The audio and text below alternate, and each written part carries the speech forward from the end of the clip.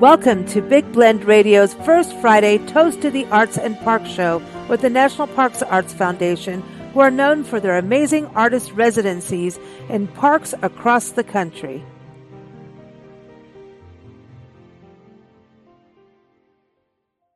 Okay.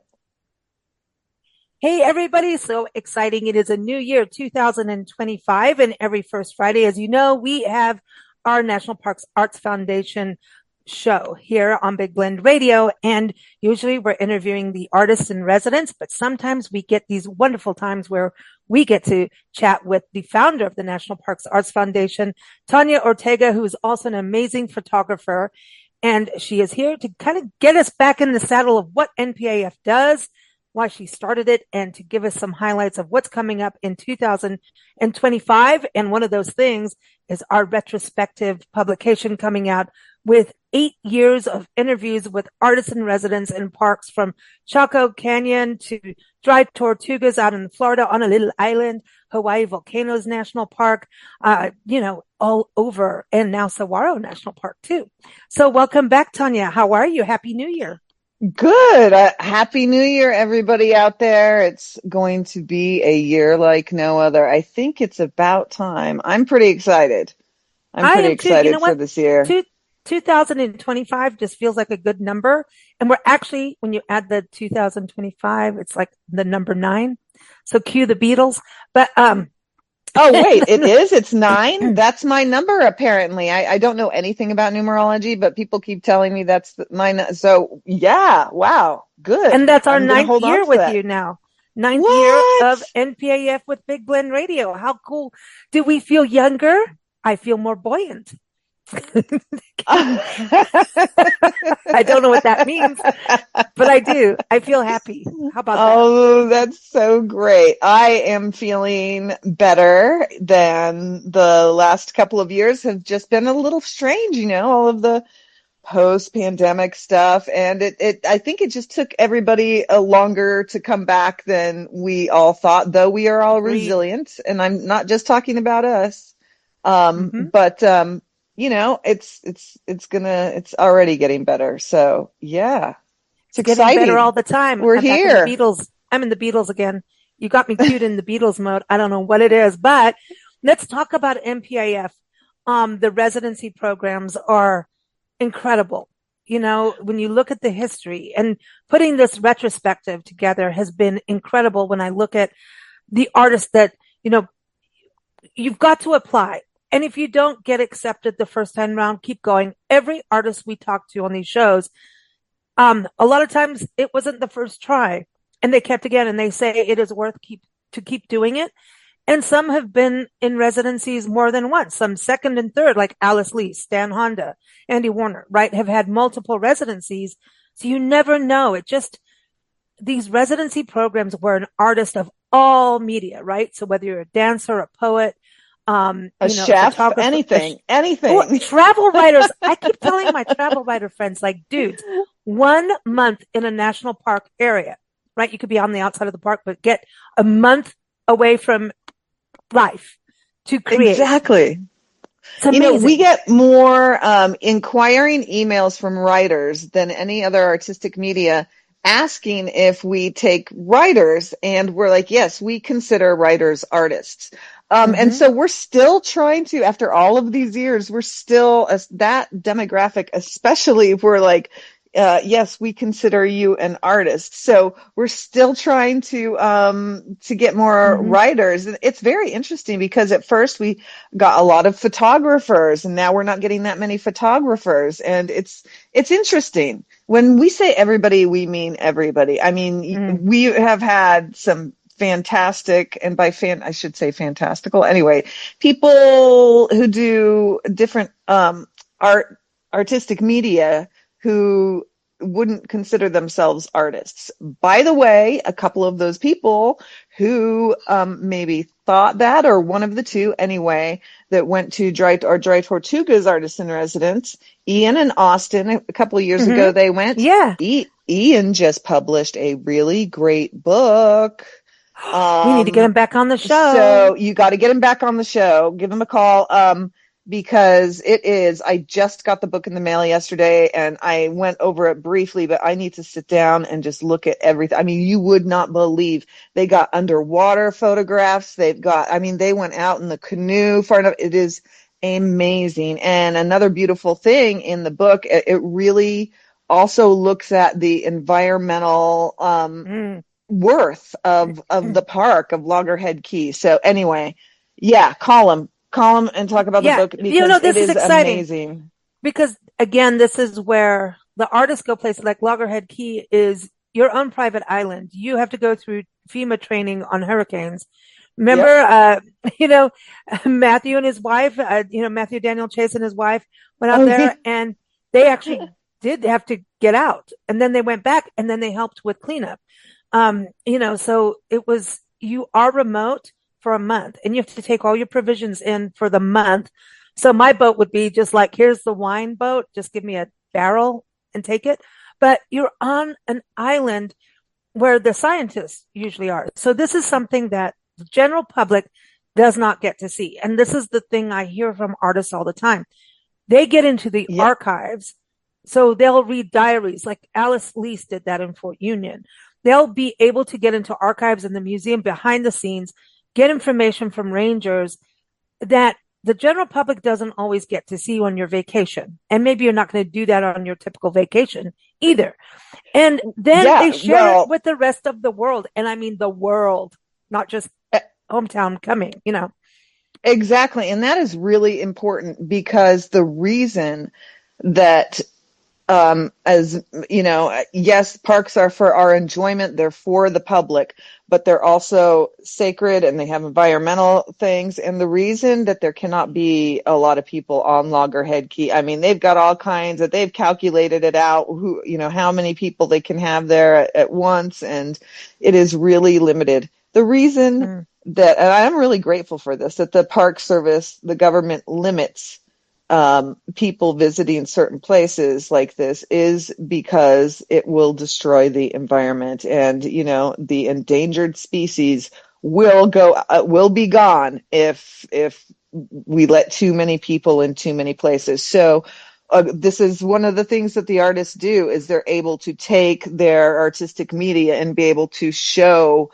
this importance, this part of the park that is important, and this part of the park that public only a certain amount of public can go to. And I think now for Loggerhead Key, so it's in Dry Tortugas National Park. I think at Loggerhead Key, the max a day that they can have on Loggerhead Key is 8 people. But I could be totally wrong on that number. It could have gone down because of some environmental things. But there's really no other way for the masses to see what that looks like unless somebody like Ian and Austin come along and Ian makes this book so people can see it. Nobody's going to be able to see this again. And Loggerhead Key itself was where this gigantic, and I don't even know what year it was. We'll have to Wikipedia it. Just this gigantic, I think it was, I want to say the MacArthur's, I can't remember who. Anyway, there was a big facility there. Well, at the time it was considered big, with lots of people exploring marine life there. Scientists, the major scientists of the world were on Loggerhead Key discovering things. And then I don't know what happened to that. It was probably too much of a burden on the island. I don't know. It was a Carnegie. It was Carnegie. The that's Carnegie right. It was Marine Carnegie. Biological Laboratory. Yeah, I can speak. Laboratory.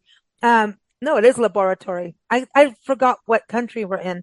On Loggerhead Key, it was from 1904 to 1939. Wow. So over 100 years ago, there was they were there doing it. And the reason, what we got out of that in the short period of time that they were there is that, we got a lot of science and knowledge and things in our textbooks and real things in museums from that. And we're able to kind of bring that back, but in a bigger, more of a broader reach. So when the scientists were there, there was a very specific group of people that got to see what was there because of the science and all of that. And now with that, as with all of our places, really, all of our locations, we're bringing it to the public. We're bringing the parks to the public. So, I think it's a really like good thing. the public can't, there's the wilderness areas, and the Wilderness Act's been going for just over 50 years. And the wilderness, you have to go get a permit. Some of them you can do it in a day or so online. It's gotten easier. I just did a interview with a park ranger. It was yesterday's podcast, everyone. California Sequoia and Kings Canyon National Park. Holly Strite is the public information officer, and I was asking about the wilderness because I always thought, some places it's almost like an auction to get, right? Like if you want to do the Wonderland Trail in Mount Rainier and stuff like that, not everyone can get there and they have to limit it. So you go for a permit, and the wilderness is like, you're going backpacking, man. No one's going to be there except for you'll see maybe one or two people, and so you're solo in the wild, in the peace and quiet. And I think that's when we look at Dry Tortugas, that's that unique part of it's like a wilderness area, but it's an island. So it's different. And that showcases what our national parks are like, these different places. So not everyone gets to go to the wilderness. You may not physically be able to. Maybe you can't get there from Australia, except for you did have artists from Australia. You've had artists from Brazil. Was it Brazil? Australia? Yes. You've had artists like from around a lot the of world. countries around the world. Yes. Yeah. We've been pretty lucky. Pretty amazing. Amazing. Pretty amazing. And then it goes out beyond that, and it's also spearheaded other programs. Like the Antarctic, the Writers and Artists Guild that started. Yeah. Those are artists that were part of the NPAF residency program. And next, they all know each other and, hey, we've been to the Arctic. Let's do this, So yeah, it's incredible. Just independently, the artists that we have worked with have gotten together and are doing projects. And sometimes I don't even find out until the very last second. Andy Jarima got together. Stan Honda, the photographer, and Andy Jarima, who went and he recorded a hermit crab under the water when he was in Hawai'i Volcano National Park. He's like, I'm doing these audio recordings, and he heard a hermit crab. I'm jealous about that. But you even brought up the writers. I really want to touch on that. Zoe, she's like not writing a novel. She's scientific. She's biological. I mean, she's a journalist writer, and, she was accepted. And so I want people to understand the arts can go all the way to food, like you were saying. Rick and Nicholas, I'm going to say, did I say his name right? Yes. He's a feather master. I didn't even know that existed until these interviews. And the reason you didn't know that existed is it's because it is an art that was almost gone, like an art that's going extinct. And people like Rick are, they're making sure that survives. The Hawaiian, the very specific things about his lineage and his ancestry. And check this out. Ian, Ka'ali'i is now also, and he's one of the artists that we work with too. Yeah, he is also now working with Rick and learning that, because they have both of their lineages are from Hawaii, and so they are it's interesting. It's like they're making it so this artwork isn't endangered anymore. We think of animals when we think of endangered, or we think of, plant species. We rarely think of language sometimes too, but we don't think of artistic things that are both, sometimes it's just art and sometimes it's functional art, and wearable. Like Rick makes the capes that the royalty wore. And so this is what Rick is doing and Ian is now doing. Rick is even teaching younger generations to be able to do very, very specific things that were only done here in Hawaii in very specific places, with royalty and other people too. And they're making sure that this art form doesn't go extinct. So that is super cool. That is amazing. And I think, you look back at one of our earlier interviews was Rose Simpson, Oh my gosh, she is the best.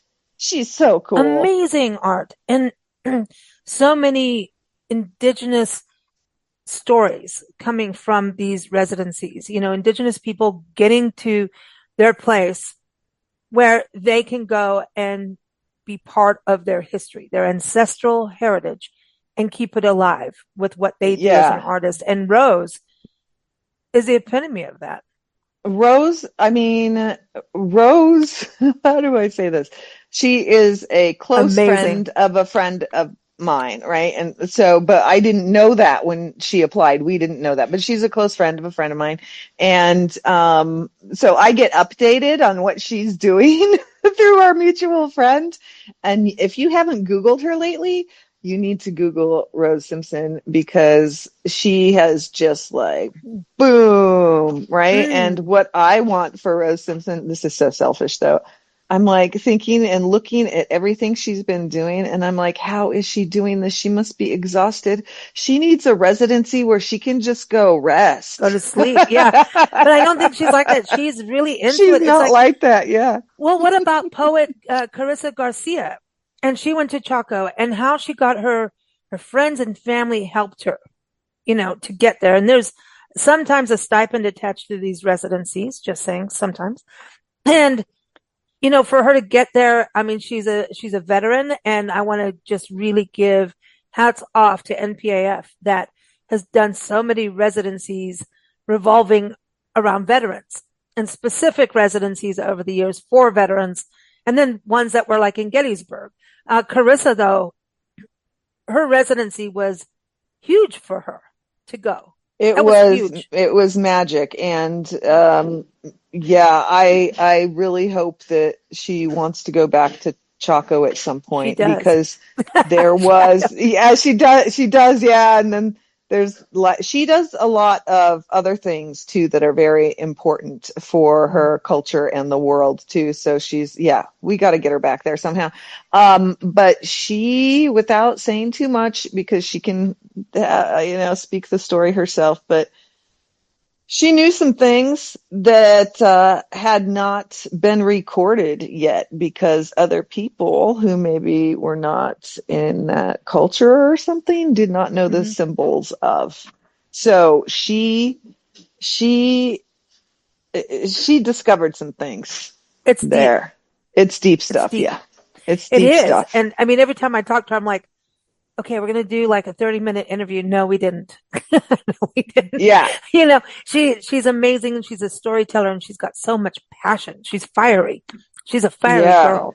And I mean, anybody that gets to work with her is just really, really lucky, because she is serious energy. Yeah. Authentic. When I think about all these residents, these artists, it's amazing. It blows my mind. I think of like Anthony Green, Hunter Nowak, who performs out in public, and he was just in the Sequoias too. And I'm like, dude, he was on the show with NPAF, right? And he was out in Visalia, California, and they're telling us on the podcast, oh, there's this musician called Hunter Nowak. I'm like, dude, you're like, I know him already. I know him. He's great. He was here. And so we did put the link in for the podcast for everyone that was listening to that podcast to listen to that one, because he performs with the piano outside, and everyone has headsets, and walks around nature hearing the music, and has like this really immersive experience. It's amazing. And it's immersive, but the other great thing that he does is he also respects the people's right to quiet enjoyment. And so he does have the headphones for people, because some people, even though his music is great, he respects just wanting to hear nature. So, that's rare and also for and nature cool too. Yeah. And for nature to have quiet. So what's also interesting that's come out through when I say 8 years of interviews, y'all, we do this every first Friday for years. And sometimes, also NPAF sponsored shows for other artists that were connected with parks. So we've also had those interviews as well through the years, which has been amazing, because basically they support the arts in all of its forms in any way they can. And the artist is at the forefront. The integrity of the artist and the integrity of the park, those two things are massive. And we mean history.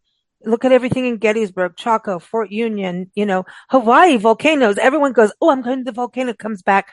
oh, we got immersed in the people and we got like, yeah, everything changed. They are really good about artists changing their mind once they get to the park, because I think that's a That's how art 99.9%. works. That's how That's right. art is its own Well, personality. And listen, the sometimes, retrospect, remember I said to you, okay, we're going to get it by this date.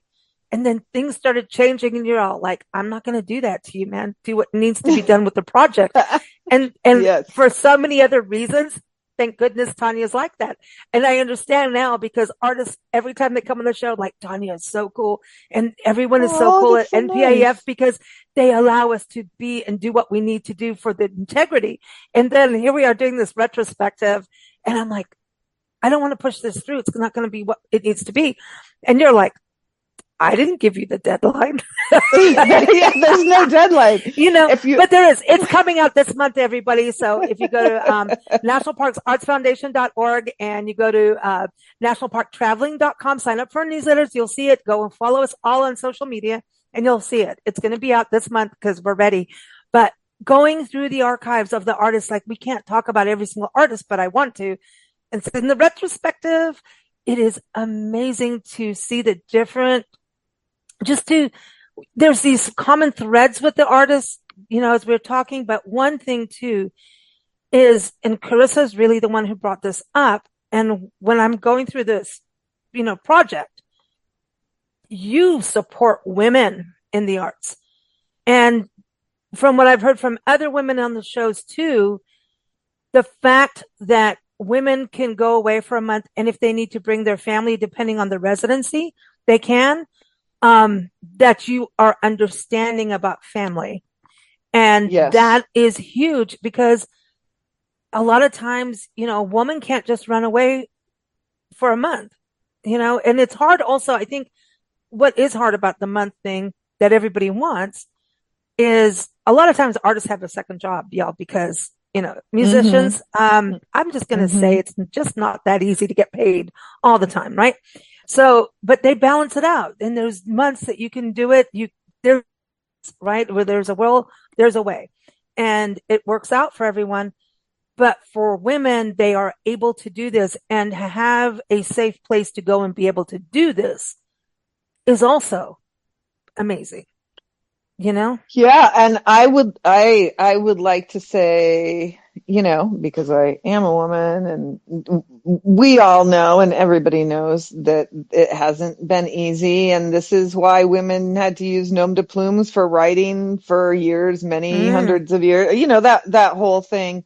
But really, and this goes along with any other demographic that you might want to mention with us. I think that the reason that happens is we just have a really good advisory board, directors board, and other people who we know or somebody knows who will help us be able to look at what the artist wants to do. And we're not going, oh, it's, this is a women's only thing, or this is this only type of people thing. You're balanced. We're just like, yeah, we, and a lot of companies, especially in the last few years, has said, oh, we have this many of this certain kind of people. And then we're like, whoa, that's interesting.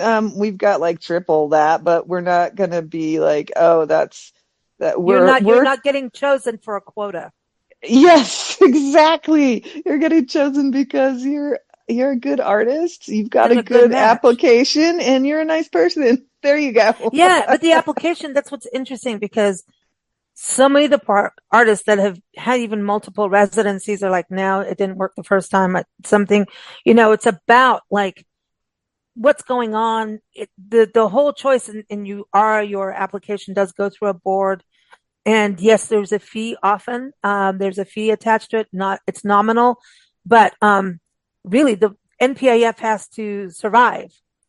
And there's pretty much everyone's volunteer there, and yet it's a business, and so much goes into creating a residency. Because let me tell you, you can't just walk into a park and start photographing or filming and painting and then sell something legally. Like there's legal stuff that goes in with this. And all I can tell you is they understand red tape and how to do it, and God bless you. Thank you. Because it's a federal program. I mean, the national parks, and these are federal parks, but I know that they're open to state parks, regional parks.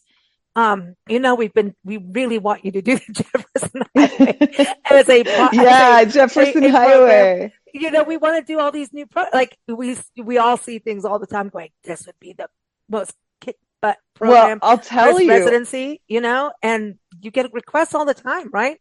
For that. We have 200 parks on a waiting list, about 200, nearly 200, but it's been at that number for many years. And so here is something that is actually an incredibly big deal.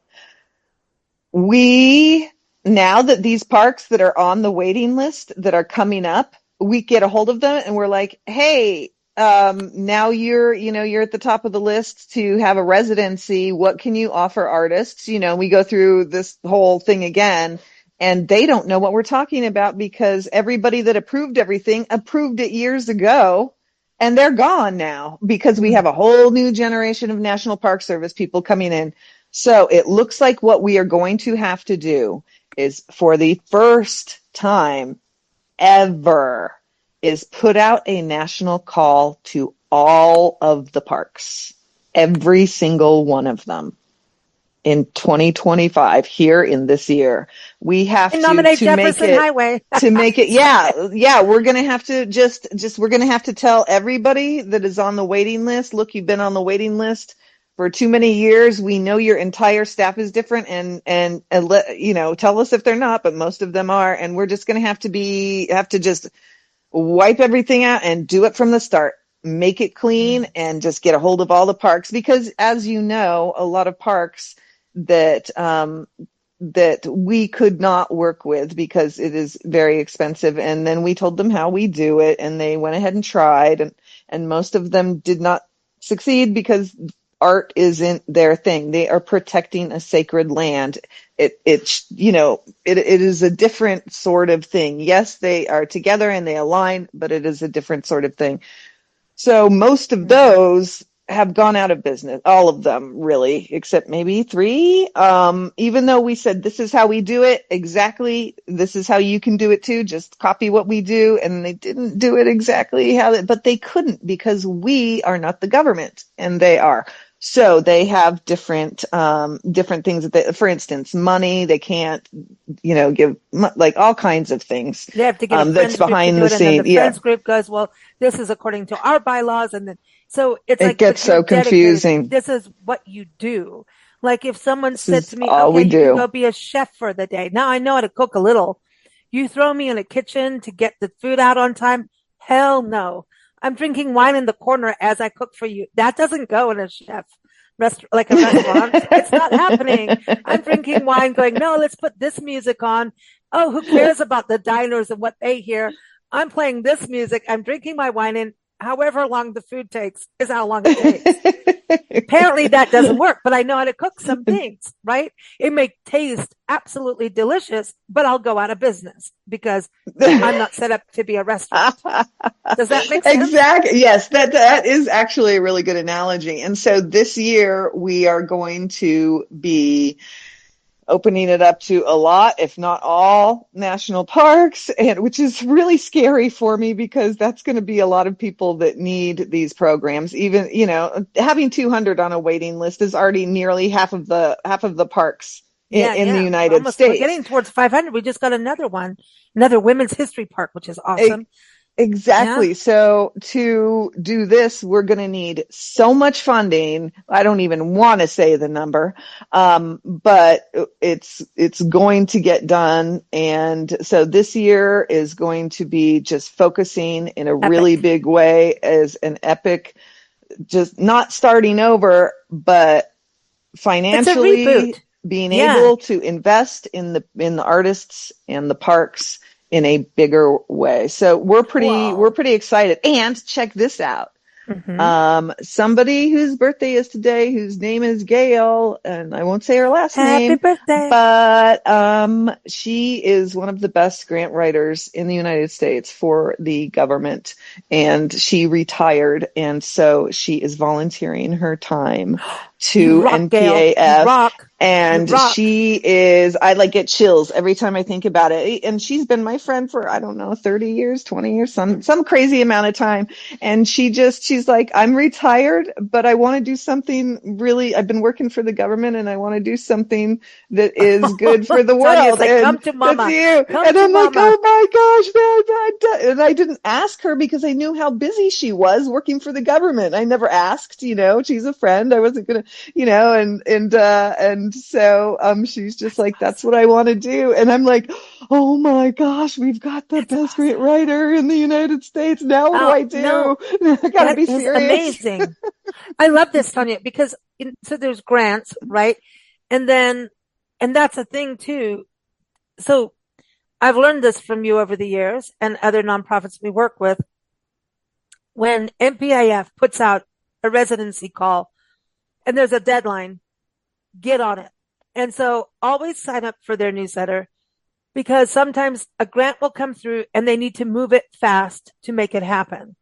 And if the grant doesn't come through, it's not a good thing. Nonprofits want their grants to work so they can keep getting the grants, so the artists keep getting funded. Exactly. All of Yeah. this. So get the newsletter, sign up for their social media because as an artist, writer, dancer, poet, photographer, filmmaker, if you're doing crochet, I mean, and that's happened in the parks too, by the way. Crochet Yes, it has has. happened.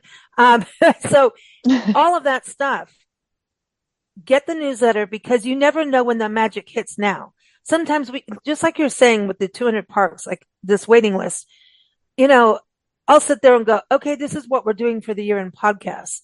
And then I'll send out an email to a bunch of people going, hey, we're doing this podcast 2 days from now. Can you do it? And next thing you know, holy cow, the world just answered. If I did it for 3 months down the road, everyone's like, yeah, I think I can do it. And then when the 3 months comes, they're like, Forget. oh, Yeah. oopsie. Yeah. So all I'm saying is you never know when the magic hits, as Bob Marley will talk about. But that's the thing. Sign up for the newsletter, get the social media. But also I want to go, you've got the grant writing, which takes time and effort, and grants happen when they happen. They get released when they get released, and there's deadlines to them. There's so much work. So yay, Gail. Happy birthday, Gail. Again, you rock. There's also the donation side of things that you need help with too, because grants yeah, take time. definitely. So yeah. Donations, the whole thing. And, we like to show people and we consider it's so weird. We shouldn't even say this really, I guess, but like when we get money and donations, we're like, this is other people's money. We need to know exactly where this goes. Is this buying a ukulele? Is this money? Like when we ask people for money, and our larger donors, we're like, oh, we already know where this is going to go, oh which wow. is kind of cool. And some people want it to be anonymous. So are you good about that? Or some people want it to be, hey, this company did this. Will you give them a shout out in the newsletter? How does that work? Yes. If Okay. people want to be anonymous, totally. We respect anonymity so much. You wouldn't believe it. And that has to do with other things that we do that I'll tell you in a second. As far as larger corporate sponsorships, the parks itself, and I'm proud of them for this. They do not allow logos and things like that on different remember things. McDonald's was going to go into Yosemite? Exactly. No. Exactly. I don't want logos of giant corporations in sacred lands. I don't want to see that. So what we are able to do, though, for these larger sponsors, and Subaru sponsors the parks a lot, and what we are able to do is on our advertising and stuff, we are able to do things like that, to put their logos and things like that. The park cannot. We can. And they can come on the podcast. We'll talk about them. Yeah, exactly. You do great with that. Yeah. And so people and huge companies that support, and even if they're small too. I mean, we have this is so nice. There is one person, well, a couple actually, that has been donating $20 a month to us for a decade. And that means Wow, that's so much to amazing. me. That's so beautiful. And maybe to some people, $20 doesn't mean a lot, but Oh, it's no, no. not just Consistent. about the money. It's about like, wow, you That's a have been, partnership. that's a partnership. And, It's loyalty. it's Hmm. loyalty. And every time it comes in, I just like practically shed a tear. I'm like, you're so nice to keep doing this. I know who you are and that you're not a billionaire. And you're like, this, it means so much. So Yeah, yeah, so I'm getting a little verklempt about that, but but it's those okay. It's people, we still see it. We still see it, even if you can't do it, we respect that too, because we've all been in a place where we can't donate. But if you mhm. can, and even if anybody knows anybody with larger companies that need that tax write-off or whatever, like please get a hold of us, because we have a huge job on our hands that we have a decade behind that we can totally support with the best people. So Yeah, and please, and please get a hold of one us. thing everyone can do is share everything on social media. You never know if it's a friend of yours or a friend of a friend that will end up in a residency or be part of the Yeah, housing or part of any of this, right? You got friends in parks. You got friends in low places. Just sorry. exactly. I've gone from the Beatles to Garth Brooks, but I don't know how that happened. I'm in Texas right now, I don't think y'all. that. I think somebody else said that Oh, before. he was Garth Brooks. Oklahoma. See, Who said friends in low places? Was that's it? Garth Brooks, I think. Yes, No, Garth no, Brooks. I no. got Somebody else friends said it in. first. Oh, That's they like Johnny did. Cash or something. I'm gonna look it up right Oh now. boy, here we go. The scandal of Friends. Yeah. But this is the thing too. Residencies right now isn't Saguaro are maybe the deadline's over. I don't know, but Saguaro National Park in Tucson, Arizona. That's a new residency, one of the newest ones, right? That people can apply for.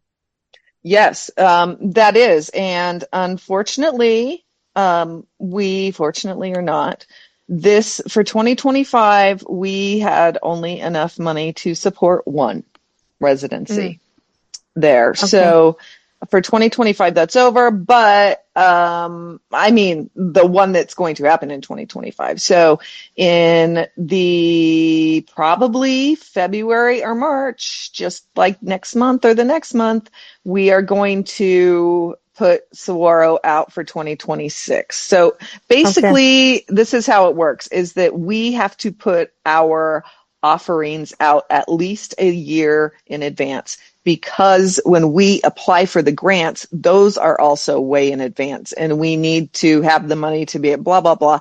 Anyway, we're sorry, everybody, if you would rather have them closer to when it's going to happen, but we can't And that doesn't with work for funding. people. Yeah, I think It it doesn't. does.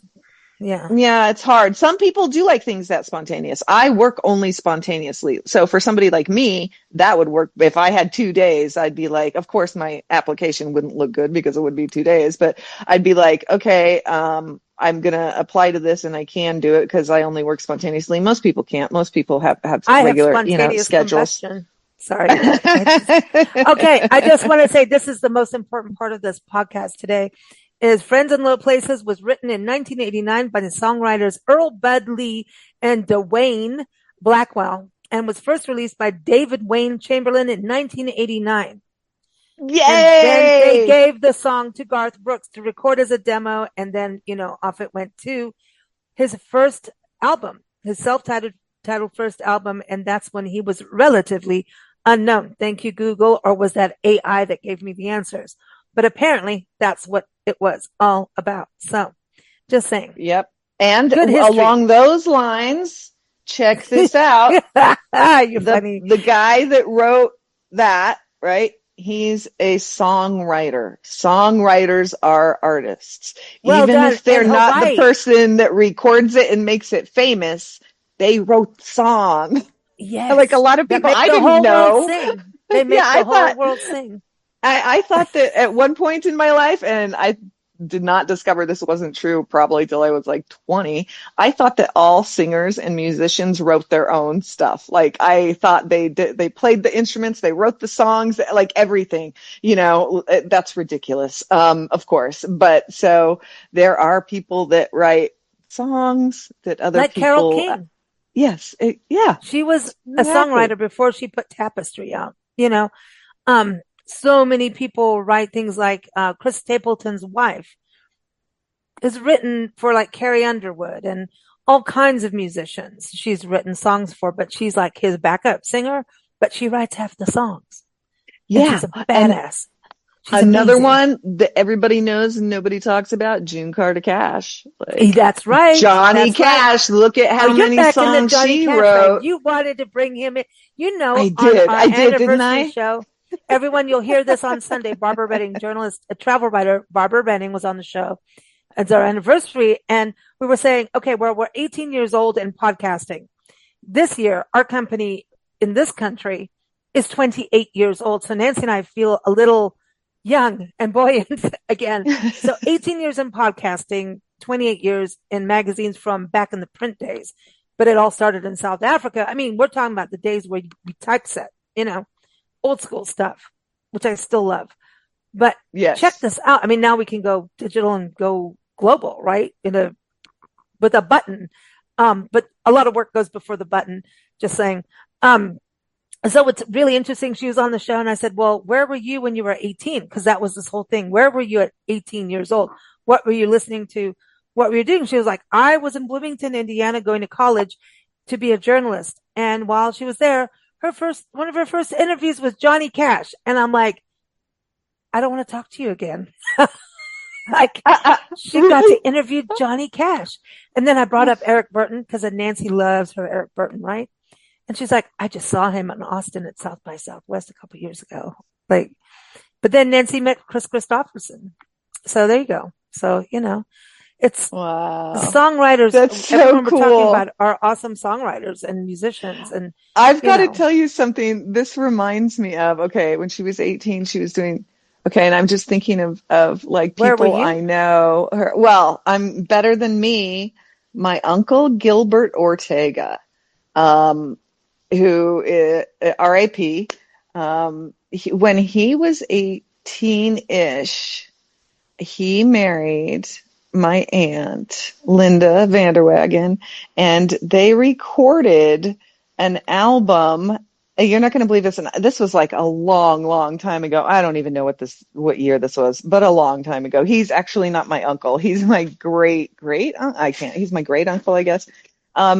In Truth or Consequences, New Mexico, there used to be an incredible recording studio that might still be abandoned and not in use. And they're just like have the building and who knows if anything's happened to the place.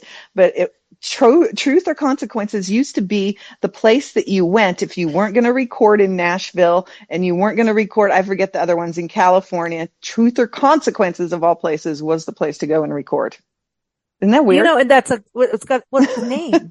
Don't you want to record an album there? The name I love New Mexico for the names, and we just drove through there. We just went to Hatch and it was like our first time we actually stopped and it's crazy. It's crazy. And Hatch has got all kinds of, they got into the Route 66 mode and Nancy and I have a penchant for finding all the weird attractions on the road. And what you just reminded me of, we're back in, we travel full time, y'all. So like we're always somewhere new. And on our way to Tucson and, we're going to go back the same way. We went to Cisco, Texas for a friend of ours, Erin Youngulis, who is a genealogist. And through one of her genealogy things, the woman she was working with, her family came from Cisco, Texas, and was involved in this bank robbery. That's insane. What? It's called the Christmas bank robbery. Everybody look it up. I've heard of it. I've heard of that. It's insane. So we go, and I text her, we're at a restaurant. I'm like, Cisco's like down the road. Isn't this the place? She goes, yes, you go. I find the bank, and it's abandoned. This bank is abandoned. There's no one in it. It used to be an auto parts store, and they took the kids down the alleyway. I walked the alleyway where the bank robbers went.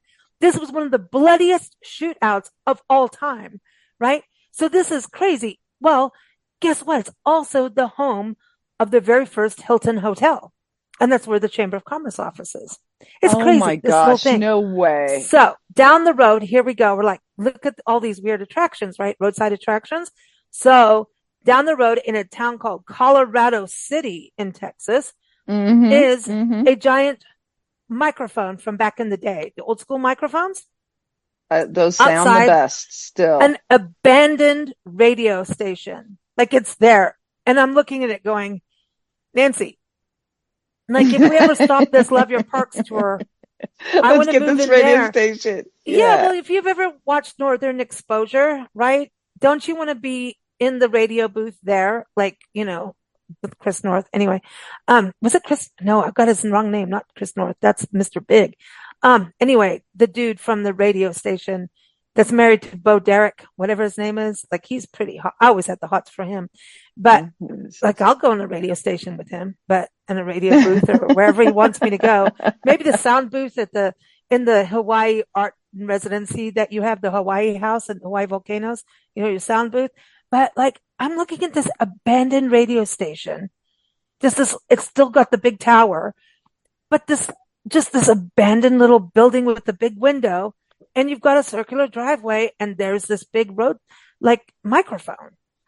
And I'm going, oh my gosh, I want to move so in. Cool. I want to move in. And Texas just has, like, I just now Googled Lubbock, Texas, because there's somebody, Buddy Holly grew up. Buddy Holly. Yep, Buddy Holly. The list is so long. There is one musician who originally was from Lubbock. I think now he's in Amarillo.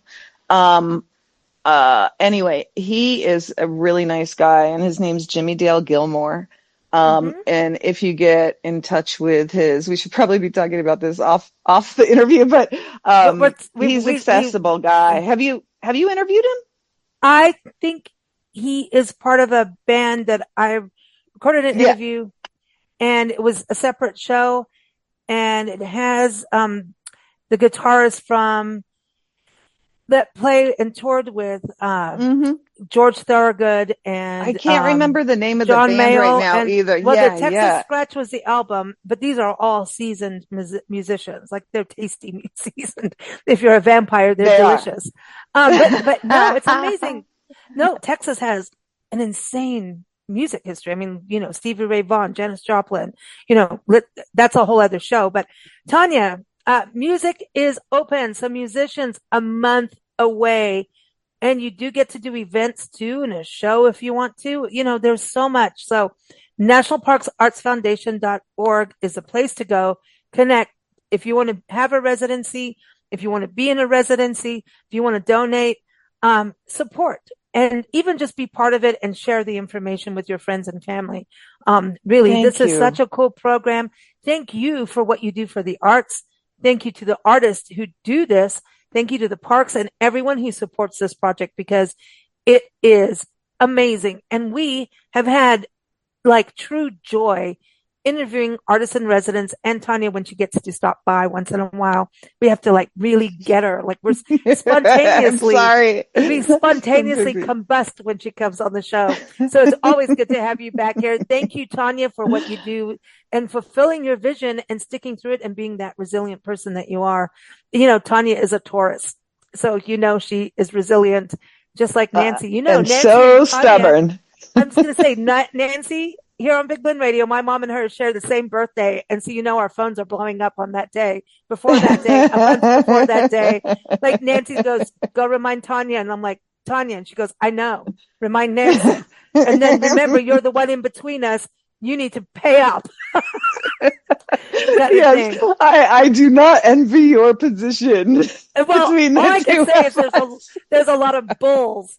There's a lot of bull going around. Listen, bulls are awesome. Speaking of Texas, we got longhorns out here. So watch it, y'all. But everyone, thank you so much. Longhorns. Thanks for listening. And again, follow us both. Nationalparktraveling.com. Go to nationalparktraveling.com, nationalparksartsfoundation.org. Sign up for the newsletters and on social media, and this retrospect will be out before we interview the next artist for February. So stay tuned. Thank you all. Take care. Thank you. Happy 2025. Bye. Thank you for joining us here on Big Blend Radio's first Friday Toast to the Arts and Park show with the National Parks Arts Foundation. Learn more about their amazing park artist residency programs. Go to nationalparksartsfoundation.org. Keep up with our shows at bigblendradio.com.